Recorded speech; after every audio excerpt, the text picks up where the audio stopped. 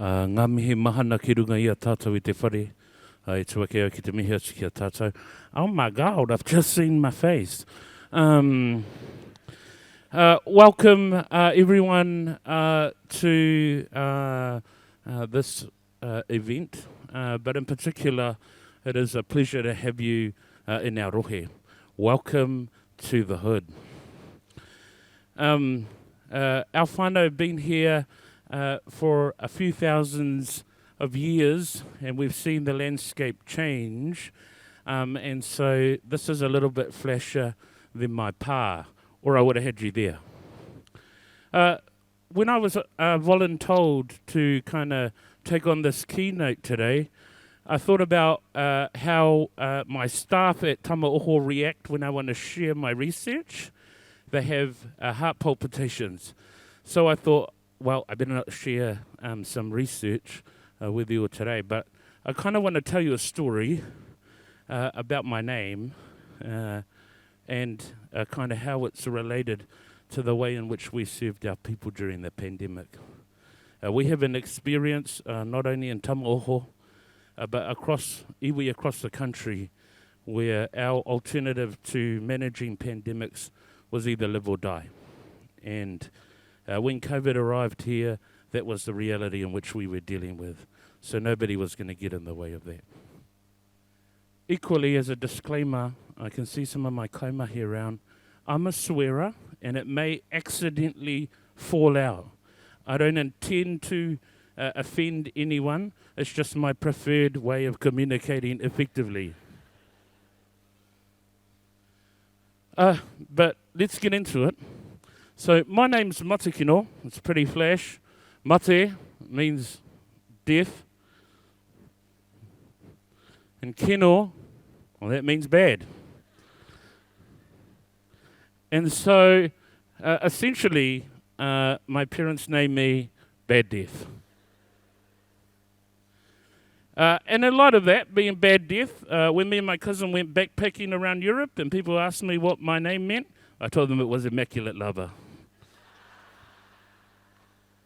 But this is a story about a prophecy untold to me until I was kind of 19, and kind of it had no context for me until COVID arrived. But I want to show you someone. This is the other Matekino. That's my dad. He's pretty cool. He's 84. Him and I are in Japan here, because that's what you do when you're 84. You go to Japan. But this is Matekino, and my dad was born on the end of the influenza epidemic. And he was born in 1939. And by way of protecting our whakapapa, my dad was given the name Matekino as a way to kind of call it out, what had happened to our whānau. Not exclusive to my urupa, but urupa around the country. There are mounds in urupa where we've had to mass graves to bury our people. And so in our whānau, we had whole bloodlines lost during the first pandemic in the 1920s. And by way of calling it out, my tupuna at the time named my dad Matekino. And that is the context in which I tell this story, because without this kind of prevalence in our whānau, I'm not sure we would have survived. We had a range of barriers in our way, ourselves included, but we had some teachings from people like Te Puaha, and she taught us how to respond effectively in a way that saw us protect only our whakapapa above all else. And if anyone was in the road of that, we just ran them over. In this story, there is espionage, there is criminal offending, all sorts of things, but we were unwavering in our approach to look after our whānau. Oh yeah, I was born on the 23rd of September 90-something, right? The number is irrelevant. But when I was born, it was decided as part of that prophecy that I would be named Matekino and that would end it. It was my dad, who was in fact my grandparent raised, a generation after him, and the prophecy saw come to fruition that another generation would be born and the last Matekino, now whakapapa, would be around. I didn't know that till I was 19. Matekino mean jack all to me until I was told that story. I didn't know what to do with that when it was shared with me, and I kind of just carried on with my life. Fast forwarding to when the bro COVID showed up here, we kind of met as a whānau. We were kind of observing COVID in the context of other people.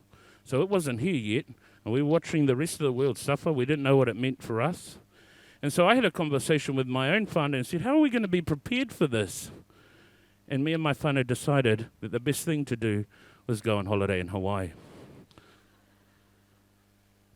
And so we went off to Hawaii. We had a great time. We had a great time in Hawaii. That's us having a great time. Oh, we're being cultural there, mahalo, and I think I'm pulling another sign. Awesome picture.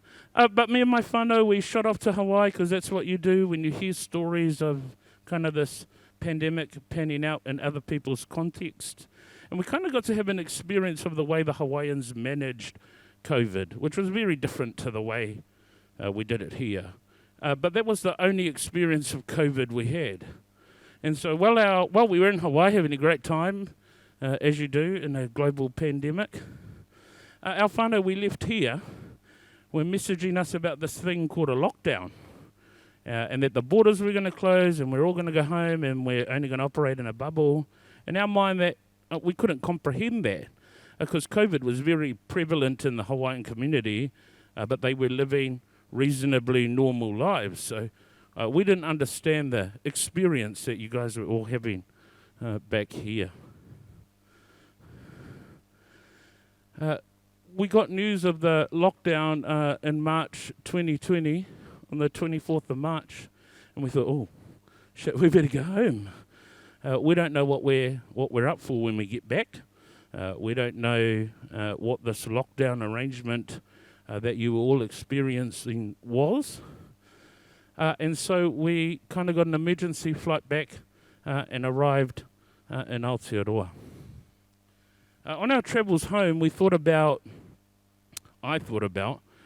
my 80-year-old dad, who I left behind here, and I was in a foreign country, and I was experiencing a global pandemic that I didn't understand.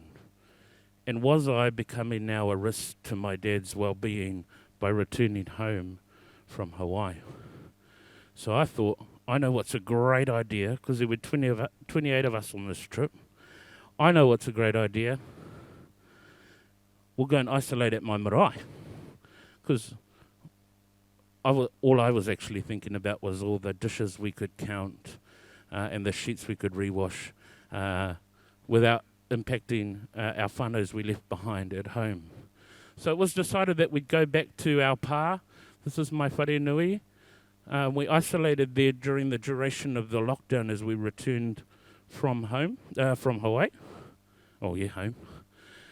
As we isolated there, I rang several local agencies who don't exist anymore to support us in our efforts, and they said no. Their recommendation was to go back to your individual homes, isolate there, and live in a managed kind of way. I didn't want to do that, so I told him where to go. And we went back to my pā anyway. And we had a great time. It was like an extra holiday. We got TVs brought in, and we went back to eating grass, puha. And we kind of learnt from the Hawaiian system of this contactless exchange. So we asked our whānau, no, you bring it to the gate of the pā, leave it there, and we'll come down and grab it when you go away. Today we claim that we invented contactless arrangements. But we had a great time on our marae. We felt safe. We were in our own environment. My whānau's well-being was really important to me. equally to that, so was the well-being of my entire iwi. And our people were desperate to get me out of this holiday I was having at our pā and back on the front line with our people doing the mahi.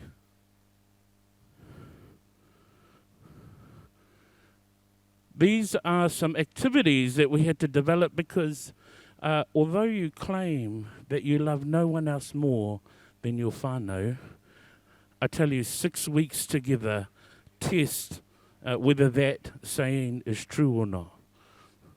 And we had to do something. You can see there Isabel's already got a knife out. We had to do something. So everyone was responsible for kind of mental well-being activities to keep us all sane, so that we remain connected, so that we got that we survived through this. We had an arrangement of kind of bubbles. Our bubble was just kind of 28. And all of the food that we got sent to the pā, because people were kind of interested, no managed isolation at the time, were kind of interested in this kind of activity we had been doing at our pā. That's our papa tau. He's 90. He broke every COVID rule in the book. He even attempted to go to Tuakau and buy some beer. But he couldn't comprehend why we were keeping our distance from him. His own mokopuna standing at a distance from him, it broke his heart in his 90s. And unfortunately, we lost Uncle Tau during the pandemic. But yet, we're thankful for him. This little arrangement here was the world's most difficult doctor's appointment to arrange. We had been in isolation for about 2 weeks at our marae, and I didn't know the condition of the well-being of our whānau. And so I rang our DHB, because they were awesome. I rang our DHB and said, could you send us a few nurses and a doctor just to check on the well-being of our whānau? They said no. They said you should have followed our advice and gone back to your own house. I didn't like that either. So I was like, well, how can I remedy this? And as my cousin kind of brought up the DHB map, we realised that the DHB line between Waikato and counties ran through the middle of our pā. And our wharenui was in fact in Waikato DHB. So I rang them. I told them what we needed, and they said, no problem. And they were out there in a flash. And these guys kept us well. It took the fear out. Even though we didn't have COVID, it took the fear out of the experience we were having. Because when my pā is, it's like you could shoot the Lord of the Rings there. That's how remote it is. And these guys took probably 3 hours to kind of do a 1 hour trip. But without this experience, I would have been under pressure by our whānau to kind of get us out of there. Yeah. This is us trying to remain well. Some of us look skinny. Now this is Rangi Pavi, she's Nanny, and that is the only spot in which you can receive reception at our pā. And the thing about this spot is that we were all vying for it.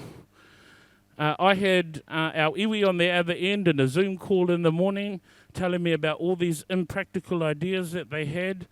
And I was trying to say, look, we've already got some examples from the learnings that we have internally. Let's just operate off those and stop letting the Crown dictate how we're going to manage the well-being of our whānau. So once everyone got on board with that, I liked them. But that's how, you won't believe, from that little spot, we went into a full-scale kai distribution. Now, Auckland's a big place. We were pumping out just a little over 10,500 kai packs a week. I was okay, because I was sitting at my pā giving instructions from the phone while these wonderful people were doing the mahi. And it was really difficult because we had to kind of maintain the COVID rules. But we were willing to do what we needed to do to ensure that our whānau remained well. We had too many examples in our history that the alternative to doing any of this was to die.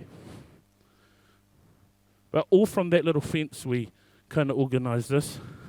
I rang kind of industrial pack houses who weren't allowed to work during the pandemic. They weren't essential, and we stole their pack houses and packed all our food.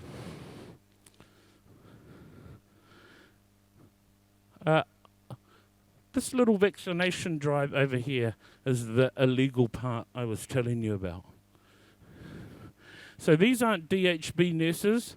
One's my niece and one's my cousin. They just happen to be nurses who are too scared to say no to me.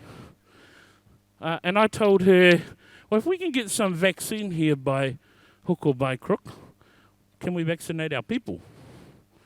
They were like, yeah, of course we can. They told me some story about standards. I was like, I think we'll be all right to do it in the car. My niece told me, Uncle, the research hasn't been done. I said, I've seen it in Hawaii, that's what they do. She's like, yeah, but it hasn't been done here. I was like, until now. And then we got some vaccines to our people. There were 387 people that day in our whānau. We're very proud of that because the next day I was summoned to a call with the Ministry of Health about the conduct of this drive-through vaccination centre. I said, I don't know what you're talking about. And sent the ministry that picture pointing to an actual centre. I didn't send them what we did in the car.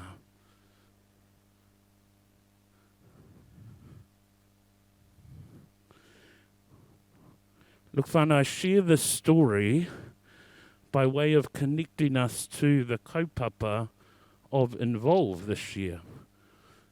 We don't often have to look somewhere else for our stars.